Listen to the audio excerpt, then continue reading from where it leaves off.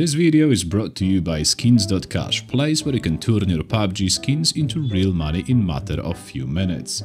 All what you need to do is just sign in with Steam, pick the item, pick the cash out options, and without filling any forms or sharing personal data, you can have your money in matter of minutes.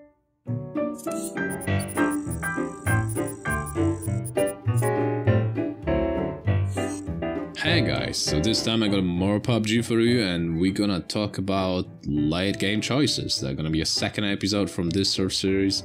We're gonna focus on one game only because this game kinda is important to me to share information.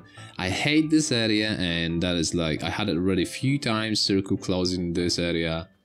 I had just one kill on the very beginning, since that game is just to play ranked and be high on the ranking. So you need to just fight for your looting area. So you need to have high loot area. You need to land in a place where you will have everything you need, so you don't have to go into buildings mid game.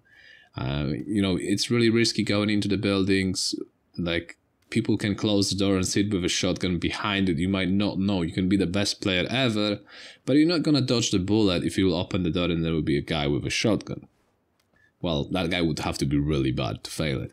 Anyways, I'm playing in here really slow from the slow side of the circle, making sure that this side is open and I can play, my focus is left side of the circle, like left side of me right now.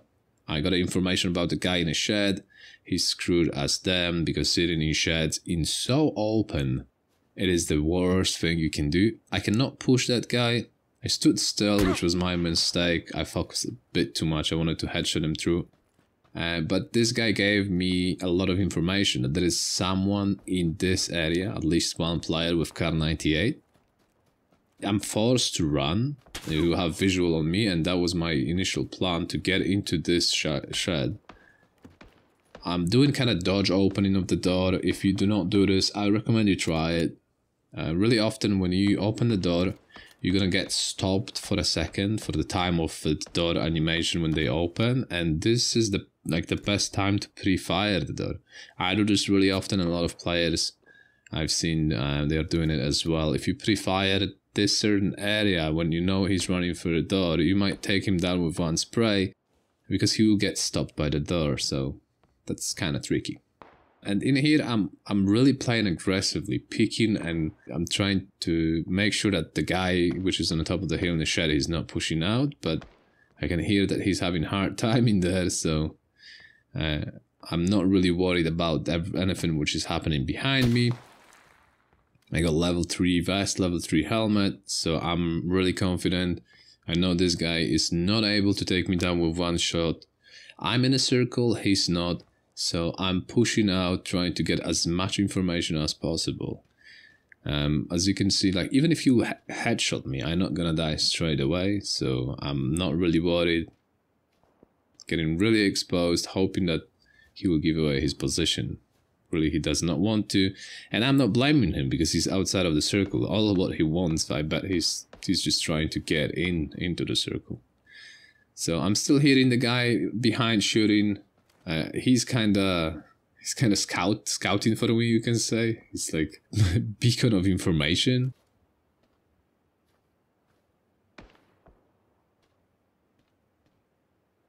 Like, okay, I got headshotted in here, you see. He got no way to finish me off because my cover is so close and you cannot go through the level 3 helmet with car. So I'll just med up in here. And I know that he's pushed out with a circle, so I'm just picking out in here. Someone died outside of the zone having a fight, and that is interesting. So you need to always listen to the shots where the stuff is happening and when people die.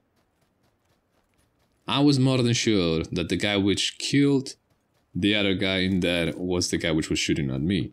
So I just took my chances and ran in here, since this part is in a circle, and that is a really good part of the map. You can do a lot of things from here, although it's a bit down, like on the bottom side of the hill, so it's risky. So I know that there is a shed guy and he needs to reposition, so immediately I'm just running up trying to kill him and just going back to my safe spot. We know that we get rid of the guy which was on this side, we get rid of the guy which was covering for us the other side of the circle, so we need to focus only on the other side of the street and everything which is further in there to my left right now. So there is one guy giving away his position. I know there is one on the other side and he got a weapon which cannot one-tap me.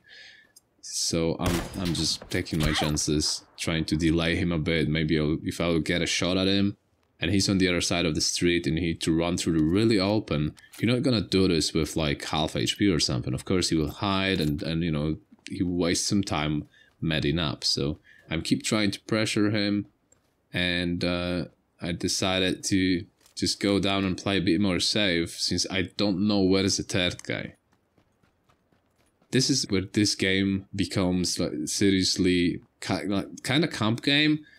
But if you want to win really often in small circles like this one, and when there's situation 3 alive, 4 alive, when you have a fight with the other guy, the third guy actually is getting, like, he benefits. Okay, I didn't expect that he will stop, and I pre-fired too early.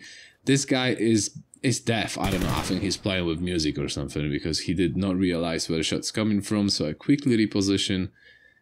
And I'm trying to sneak up on him. So I got information that there is a guy on the other side of the street. I know where is this guy, and I'm getting right behind him.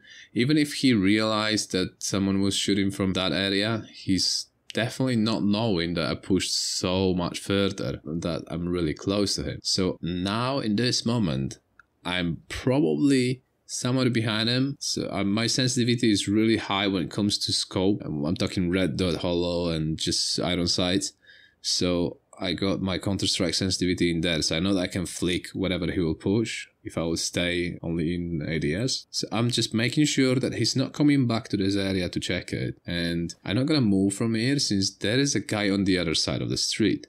I'm hoping that he got a visual on this side, giving me again information. When he will start pushing, he will probably take a shot at him, and I will be able to push and just backstab him if he will win the challenge, and I will just win. So all what I need to do in here now is just wait. I know that it's kind of risky because there is a huge chance that he might check his back, but from that what I realized, that guy is kind of chicken. So he's afraid of pushing. I think he's just lying in the field somewhere there since he did not engage already. This guy had to push on the other side or really expose himself, because you can see the circle is not reaching too many trees on the other side of the street. So now I know that we got 2 people on this side, so I started looking to left and right. And I'm guessing that the guy on the left side is laying down, because he would be spotted already by the other guy. In this season, I had many games when I died like 4th, 5th, 3rd, just because you engage on the guy and you're getting shot in the back after engagement right away, or even in the middle of it. So now I'm playing really slow those very ends of the game. You hear? Now what I'm doing, I'm focusing who's shooting what type of weapon. And I hit mini from this side, so I'm more than sure that this guy won. I'm just pop flashing to be sure that I'm safe. He pop flashed behind the tree, and like I thought, he was lying down in the grass. We got a victory with really low amount of kills, but it was really secure and really slow. So I hope you guys like that breakdown, and like always, see you on next one.